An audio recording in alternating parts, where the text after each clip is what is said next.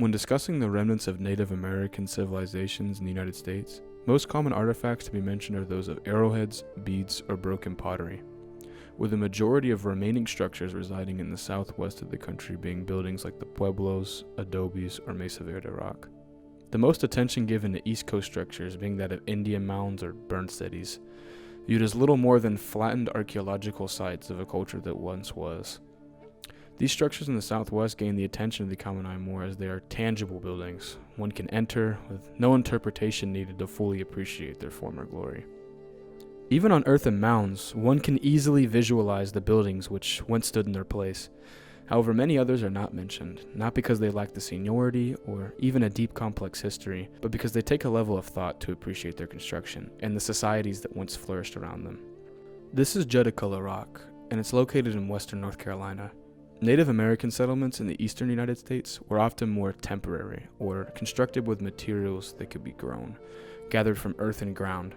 This is because accessing materials like limestone or other sediments was not available to them, so the technology itself never had room to develop. Even if they could, or rather if they did, they will always face the risk of extreme weather like hurricanes or tornadoes. So why risk making large complex structures with materials not available in an area it will most likely not survive another 20 years? Even simple carvings into rock or granite would most likely disappear over time. Erosion occurs at a much higher rate in this part of the country, as the region is much more wet and windy, so it would also surely destroy any large structure with enough time. Right?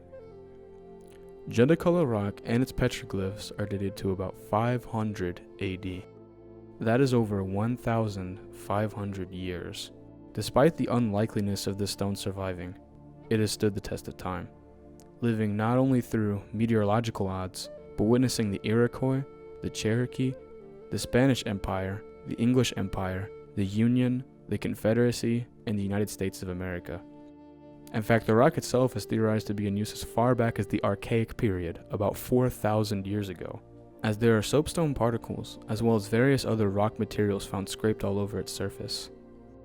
Judiculla Rock's purpose is not entirely known, but it's theorized to be a physical representation of the entire landscape the Cherokees inhabited.